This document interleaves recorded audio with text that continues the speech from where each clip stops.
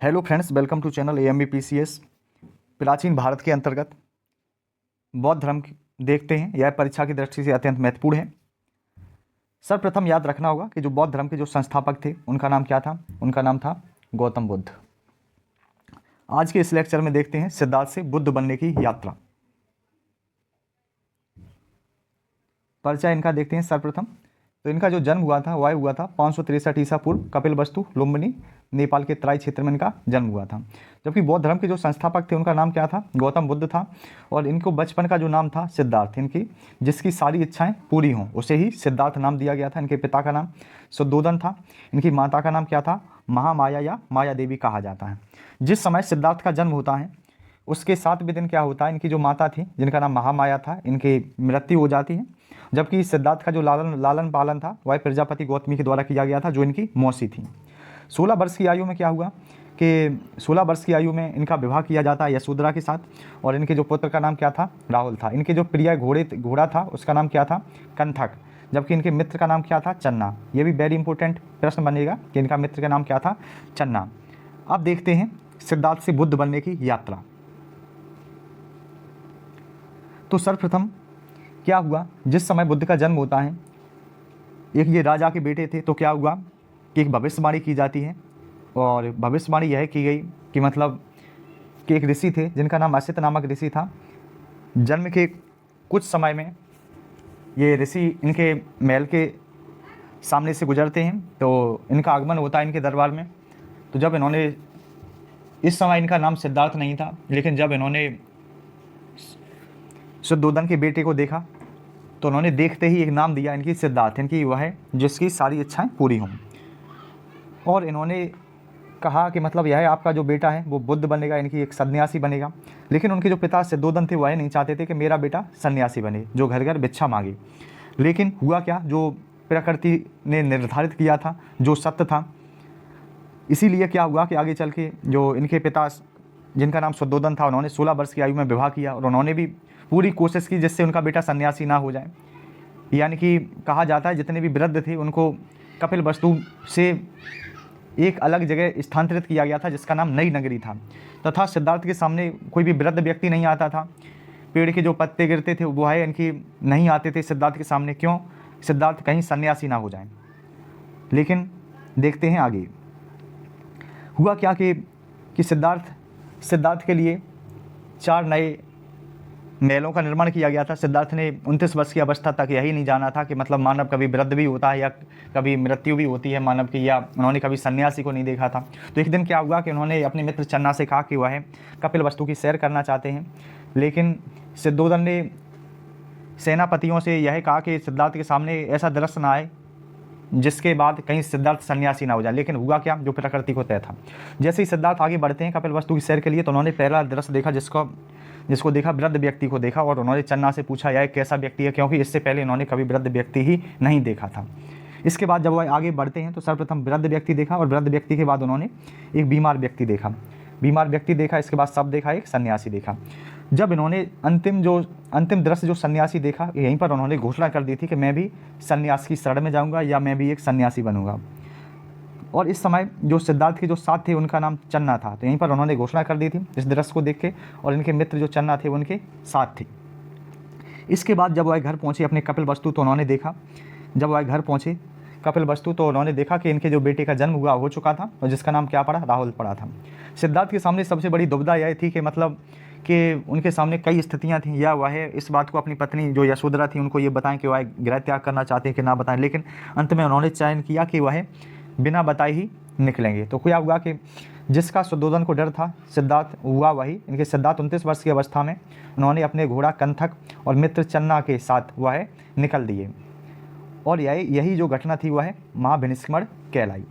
तो याद रखिएगा कि जो सिद्धार्थ ने जो गृह त्याग किया था वही घटना थी, यही क्या कहलाई, विनिष्क्रण कहलाई। अंत में क्या किया, सिद्धार्थ ने अपने जो घोड़े और मित्र चन्ना से कहा कि यहाँ से आप वापस जाइए और मेरी जो यात्रा है वह आगे होगी। इसके बाद क्या हुआ कि जो सिद्धार्थ थे गुरु की खोज में सर्वप्रथम वैशाली पहुँचे। और वैशाली में इनके जो प्रथम जो गुरु बने उनका नाम था अलार कलाम।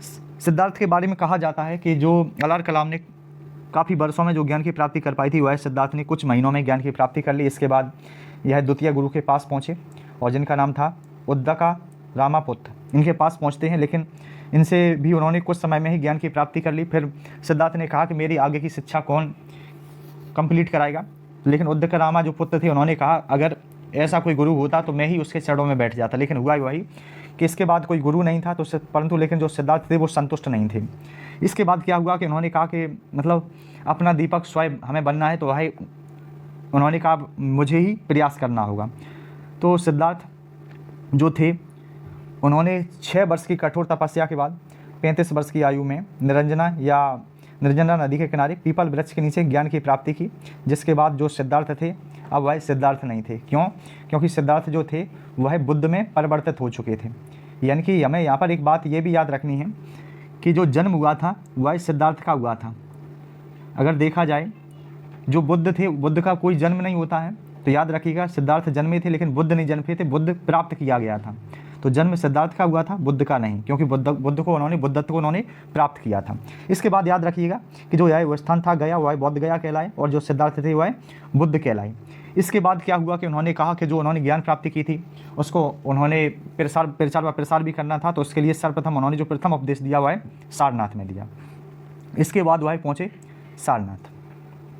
जब यह सारनाथ में पहुँचते हैं तो यह जो सारनाथ में यही स्थान था, यहाँ पर उन्होंने 5 शिष्यों को, जिनका नाम क्या था कि कौंडिन्य, बप्पा, भादिया, महानामा, असागी, ये बुद्ध के सर्वप्रथम 5 शिष्य थे। और यह घटना क्या कहलाती है? धर्मचक्र परिवर्तन कहलाती है। यहाँ पर देखा जाए तो सिद्धार्थ ने 4 आर्य सत्य बताए और चौथे आर्य सत्य में ही उन्होंने अष्टांगिक मार्ग जोड़े थे। 4 आर्य सत्य यानी कि मतलब कहा उन्होंने दुख क्या है, और दुख जो होता है उसका कोई ना कोई कारण है, उसका निवारण है, और दुख को समाप्त किया जा सकता है। तो ऐसे इन्होंने 4 आर्य सत्य बताए थे और चौथे आर्य सत्य में उन्होंने अष्टांगिक मार्ग भी ऐड किए थे। तथा देखा जाए वाराणसी में ही उन्होंने संघ की स्थापना की थी। वाराणसी में ही जो वाराणसी है वहीं पर उन्होंने संघ की स्थापना की थी, ये भी याद रखिएगा। जबकि बिछुड़ी संघ की स्थापना वैशाली में की। इसके बाद वह कहाँ पर पहुँचे? राजगृह में पहुँचे। राजगृह में इनके प्रिय मित्र थे जिनका नाम था बिंबिसार।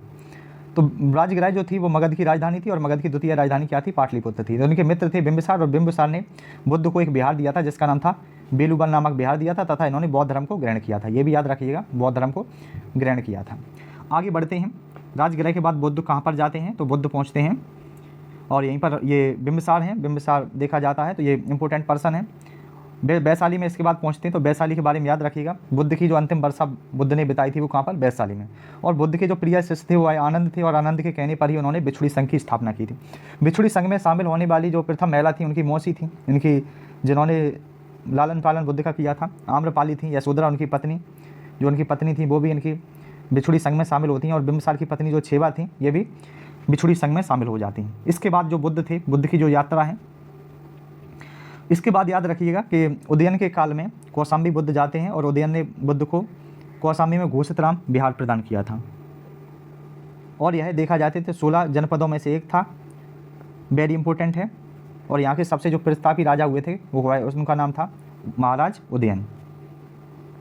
इसके बाद बुद्ध पहुँचते हैं श्रावस्ती। तो श्रावस्ती को देखा जाए तो बुद्ध ने यहाँ पर सर्वाधिक उपदेश दिए थे और बुद्ध को सर्वाधिक प्रिय क्या थी? श्रावस्ती। अनाथ पिंडक के बारे में याद रखिएगा, अनाथ पिंडक के द्वारा बुद्ध को एक बिहार दिया जाता जिसका नाम था जेतवन बिहार। श्रावस्ती के बाद क्या था कि इनकी पावा जो मल्लों की राजधानी थी, यहाँ पर एक शिष्य थे बुद्ध के जिनका नाम था चुंद। चुंद के द्वारा इन्हें भोजन दान दिया गया और ऐसा कहा जाता है यहाँ पर शुकर माधव खाने से बुद्ध बीमार होते हैं। और इसके बाद वह तथा उन्होंने बुद्ध ने अपने प्रिय शिष्य आनंद से कहा भी था कि उन्होंने पहले ही अपनी मृत्यु के बारे में अनाउंस कर दिया था। उन्होंने कहा था कि मेरी मृत्यु का कारण इनकी चुंद का भोजन नहीं है, बल्कि उन्होंने पहले ही बता दिया था कि 3 महीने बाद मैं महापरिनिर्वाण लूँगा। तो आगे देखते हैं कि कुशीनगर को देखा जाए तो कुशीनगर जो देवरिया उत्तर प्रदेश में है, यहाँ पर क्या होता है? 483 ईसा पूर्व ये कुशीनगर देवरिया उत्तर प्रदेश में 483 ईसा पूर्व बुद्ध ने महापरिनिर्वाण प्राप्त किया था। इंपॉर्टेंट है। और मृत्यु से पहले, महापरिनिर्वाण से पहले उनके जो अंतिम शिष्य थे उनका नाम था सुभद। उनका क्या नाम था? सुभद। बुद्ध को जो ज्ञान प्राप्ति हुई थी, याद रखिएगा, बुद्ध को जो ज्ञान प्राप्ति और प्रथम उपदेश जो उन्होंने सारनाथ में दिया था और महापरिनिर्वाण, ये जो तीनों घटनाएं होती हैं ये कहाँ पर होती हैं? तो ये तीनों घटनाएं एक ही दिन हुई थी जो बैसाख पूर्णिमा का दिन था। ऐसे थे बुद्ध। प्रतीक चिन्ह को देखते हैं। प्रतीक चिन्ह क्या था? इसके बाद जो त्याग है, उन्होंने जो गृह त्याग किया था वह उसका नाम था घोड़ा। त्याग उन्होंने, क्योंकि कंथक को वह साथ लेके जाते हैं। आगे बढ़ते हैं तो जो ज्ञान प्राप्ति होती है वह है पीपल वृक्ष के नीचे उन्हें ज्ञान प्राप्ति हुई थी। तो ज्ञान प्राप्ति का जो चिन्ह था वह है, जबकि मृत्यु की बात की जाएगी तो मृत्यु का जो चिन्ह था वह था स्तूप। यह लेक्चर कैसा लगा अपना फीडबैक ज़रूर दें और क्लास कैसी लगी ये ज़रूर बताएं कमेंट बॉक्स में। धन्यवाद।